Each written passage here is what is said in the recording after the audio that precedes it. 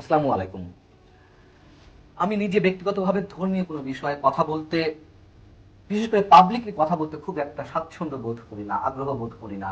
এর অনেক কারণ রয়েছে। তার মধ্যে একটি হচ্ছে, নিশ্চিতভাবে ধর্মীয় বিষয়ে আমার জ্ঞানের গভীরতা অনেক অনেক কম। তারপরেও সাম্প্রতিক সময়ে বিভিন্ন সাম্প্রদায়িক ইস্যুতে যে ধরনের একের পর এক বিতর্কিত কর্মকাণ্ড ঘটানো হচ্ছে, খোদ রাষ্ট্রের পক্ষ থেকেও কোনো কোনো ক্ষেত্রে উৎসাহ দেওয়া হচ্ছে, সেগুলোকে আমাদের কাছে মনে হচ্ছে গভীর ষড়যন্ত্রের একটি অংশ। এবং এই ষড়যন্ত্রের মধ্য দিয়ে অসাম্প্রদায়িক এই বাংলাদেশে খুব শীঘ্রই সম্ভবত, অথবা যে কোনো সময়, গভীর একটি রেখাপাতের সৃষ্টি হতে যাচ্ছে। ভয়ঙ্কর এক অন্ধকারের দিকে আমরা সম্ভবত হাঁটতে চলেছি। এই কথাগুলো এই কারণে এই মুহূর্তে বলছি যে, বাংলাদেশে এবার সম্ভবত হিজাব কিংবা বোরকা বা নিকাব নিষিদ্ধ হতে যাচ্ছে। তার সিমটম এর মধ্যে দেখা যাচ্ছে। এই সিমটম দেখা গেছে চট্টগ্রামের একটি হাসপাতালে, চট্টগ্রামের চক্ষু হাসপাতাল হিসেবে পরিচিত Chattogram eye infirmary and training কমপ্লেক্সে। সেখানকার কর্তৃপক্ষ প্রতিষ্ঠানটিতে কর্মরত নারীদের উপরে বোরকা এবং নেকাব পুরোপুরি নিষিদ্ধ করেছে। এই নির্দেশনাটি এসেছে গত 16 এপ্রিল, আর এটি গণমাধ্যমে এসেছে 24 এপ্রিল। আরটিভির অনলাইন পোর্টাল সহ কয়েকটি গণমাধ্যমে এই খবরটি এসেছে। প্রতিষ্ঠানটির ব্যবস্থাপক মোহাম্মদ কবির হোসাইন স্বাক্ষরিত যে অফিস আদেশ, তাতে বলা হচ্ছে, আমাদের গ্রাহকদের কাছে একটি ইতিবাচক পেশাদার ভাবমূর্তি তৈরি করতে এবং রোগী ও জনসাধারণের আস্থা বাড়াতে এবং প্রাতিষ্ঠানিক শৃঙ্খলার একটি অংশ হিসেবে ব্যবস্থাপনা কর্মীদের জন্য একটি নির্দেশিকা তৈরি করা হয়েছে। এতে বলা হচ্ছে, মহিলা কর্মচারীরা মুখ ঢেকে রাখতে পারবেন না, হিজাব অননুমোদিত, ডিউটির সময় নেকাব এবং বোরকা কঠোরভাবে নিষিদ্ধ। প্রশ্ন হচ্ছে, কেন কেন এই সময়ে, যখন একের পর এক বিতর্কিত কর্মকাণ্ড ধর্মীয় ইস্যুতে ঘটছে, ঠিক সেই মুহূর্তে এই বিষয়টি কেন? এবং আমরা জানি যে বোরকা নিয়ে যে বিতর্ক, তা পৃথিবীর খুব বেশি রাষ্ট্রে নয়, হাতে গোনা কয়েকটি রাষ্ট্রে এই ধরনের বিতর্ক উঠেছে, কোথাও কোথাও নিষিদ্ধ করা হয়েছে। যার সর্বশেষ বিতর্কের উদাহরণটি হচ্ছে ভারতের কর্ণাটকে। ভারতের কর্ণাটকে 2022 সালে একটি কলেজে 2022 সালে কর্ণাটকের একটি কলেজে কয়েকজন মুসলিম ছাত্রী ছিল, তারা হিজাব পরে যাওয়া আসা করত। তারা কি কারণে হিজাব পরতো সেই ব্যাখ্যাটিও তারা দিয়েছে। যাই হোক, এটিকে কেন্দ্র করে যখন কলেজ কর্তৃপক্ষ বোরকা বা হিজাবের উপরে নিষেধাজ্ঞা জারি করলো, তুমুল হইচই শুরু হলো গোটা ভারতে, এবং সেটি আদালত পর্যন্ত গড়িয়েছিল। কর্ণাটকের একটি আদালত রায় দিল যে, হিজাব পরা হয়তো মুসলিমদের সংস্কৃতির অংশ হতে পারে, কিন্তু নিশ্চিতভাবে বলা যায় এর সঙ্গে ধর্মের কোনো সম্পর্ক নেই। হতে পারে, আমি নিজেও মনে করি বা যতটুকু জানি, ইসলামে ঢিলে ঢালা শালীন পোশাক পরলে এনাফ, মুখে যতটুকু আবৃত করে রাখা যায় সেই বিষয়ে বলা হয়েছে। কিন্তু স্পেসিফিক্যালি বোরকা নিকাব এর সম্পর্কে অবশ্যই নানান ধরনের ব্যাখ্যা রয়েছে।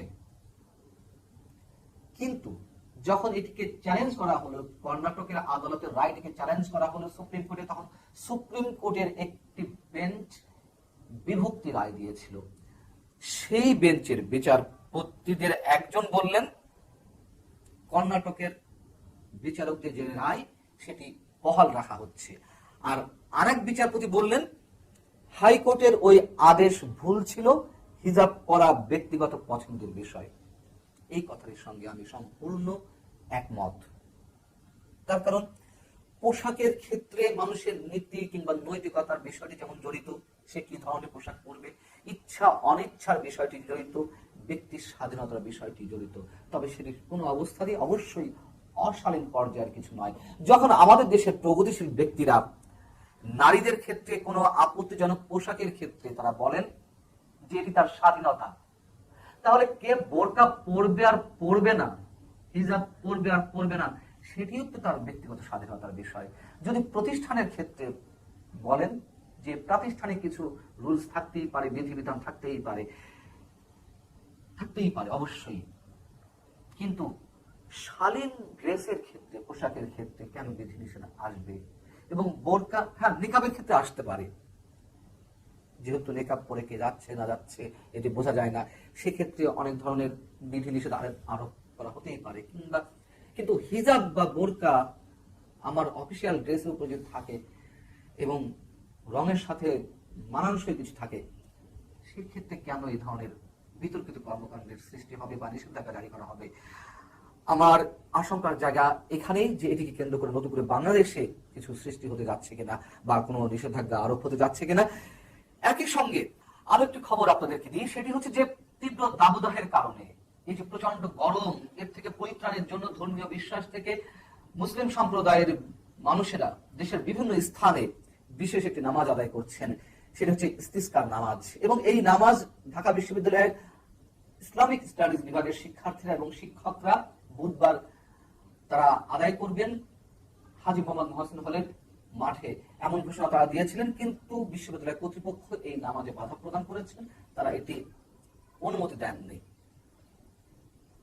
না দেওয়ার কারণ হিসেবে ব্যাখ্যায় যেটি বলা হচ্ছে যে খোলা মাঠে নামাজে অনুমতি আমরা দিতে পারি না, এটি বিশ্ববিদ্যালয় কর্তৃপক্ষ বলছে। নামাজের জন্য আমাদের কেন্দ্রে মসজিদ রয়েছে, হলে হলে মসজিদ রয়েছে, ইমাম খতিবও রয়েছে, খোলা মাঠে কেন ওই গরমে নামাজ আদায় করতে হবে?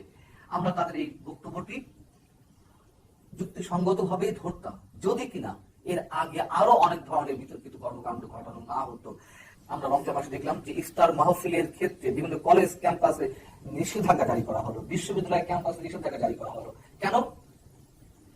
আমাদের প্রধানমন্ত্রী তিনি বলেছেন ইফতার মাহফিল না করে ইফতার সামগ্রী যেন গরিবদের মাঝে বিতরণ করা হয় এবং বিচ্ছুতা সাধন করা হয়। এর আগে তো কখনো এগুলো দেখা যায়নি। এবং প্রধানমন্ত্রী এই আহ্বান অনেকের কাছে নির্দেশ হিসেবে গৃহীত হলো, যার কারণে অনেকে অতি উৎসাহী হয়ে এগুলো করা শুরু করলো এবং যার ক্রিয়া প্রতিক্রিয়া বিভিন্ন ভাবে আমরা দেখলাম। এমন রমজান কেন্দ্রিক আলোচনার আয়োজন করেছিল ঢাকা বিশ্ববিদ্যালয়ের আইন বিভাগের শিক্ষার্থীরা। তারাও সেই আলোচনা করতে গিয়ে, আলোচনা অনুষ্ঠান করতে গিয়ে বাধার সম্মুখীন হলো। সেখানে ছাত্রলীগের বড়রা হামলা করল, প্রায় 7-8 শিক্ষার্থী আহত হলো।